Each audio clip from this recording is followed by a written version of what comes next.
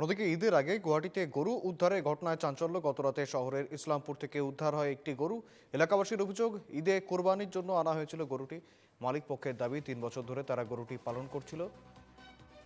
বিষয়টি নিয়ে একাংশের মন্তব্য, মুখ্যমন্ত্রী হিমন্ত বিশ্ব শর্মা মুসলিমদের সফট টার্গেট করে নিয়েছেন। অনিচ্ছা সত্ত্বেও তারা কোরবানি ইস্যুতে সমর্থন জানাচ্ছেন মুখ্যমন্ত্রীকে। উল্লেখ্য, এনডিএ শাসিত অসমের মুখ্যমন্ত্রী হিমন্ত বিশ্ব শর্মা ঈদে গরু কোরবানি না দেওয়ার অনুরোধ জানিয়েছেন ঈদগাহ কমিটিগুলিকে এবং সাম্প্রদায়িক সম্প্রীতি বজায় রাখা এবং শান্তিপূর্ণভাবে উৎসব পালনের স্বার্থে এই আহ্বান হিমন্ত বিশ্ব শর্মার।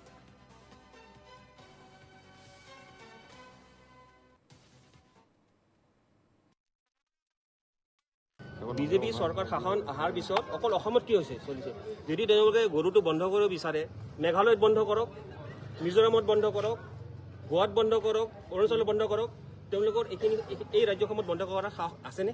নাই, কেতিয়াও নাই।